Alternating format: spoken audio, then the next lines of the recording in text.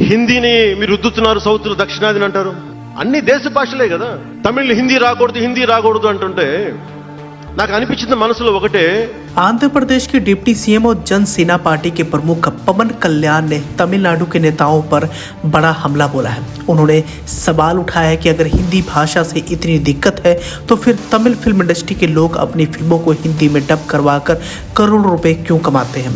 पवन कल्याण का बयान ऐसे समय में आया है जब तमिलनाडु के डीएम की सरकार और केंद्र सरकार के बीच हिंदी भाषा और नई शिक्षा नीति को लेकर तनाव बढ़ता हुआ नजर आ रहा है। डीएम के सरकार का आरोप है कि नई शिक्षा नीति के जरिए हिंदी को दक्षिण भारत पर थोपा जा रहा है।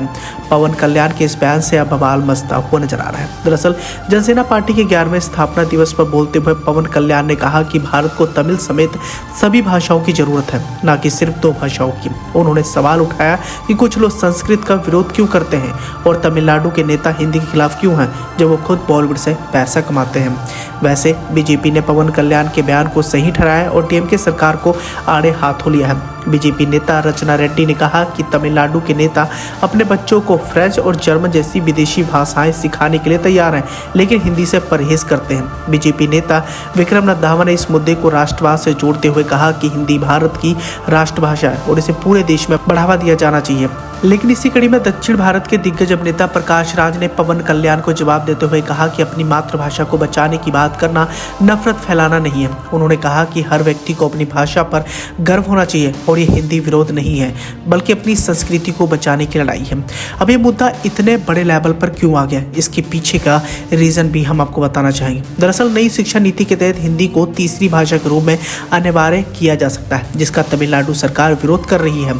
तमिलनाडु में पहले भी हिंदी विरोधी आंदोलन हुए और डीएमके जैसी पार्टियां हमेशा हिंदी के खिलाफ मुखर रही हैं। बीजेपी और केंद्र सरकार का तर्क है कि हिंदी से राष्ट्रीय एकता मजबूत होगी और ये भारत की सबसे ज्यादा बोली जाने वाली भाषा भी है और इसी विवाद के पीछे अब राजनीति भी गर्माती हुई नजर आ रही है। और पवन कल्याण की जनसेना पार्टी बीजेपी के सहयोगी भी रही है, इसलिए उनके बयान को हिंदी भाषा को बढ़ावा देने की राजनीति से जोड़ा जा रहा है। तमिलनाडु में हिंदी विरोध से डीएमके को चुनावी फायदा मिलता है क्योंकि वहां के लोग अपनी भाषा और संस्कृति को लेकर काफी संवेदनशील है।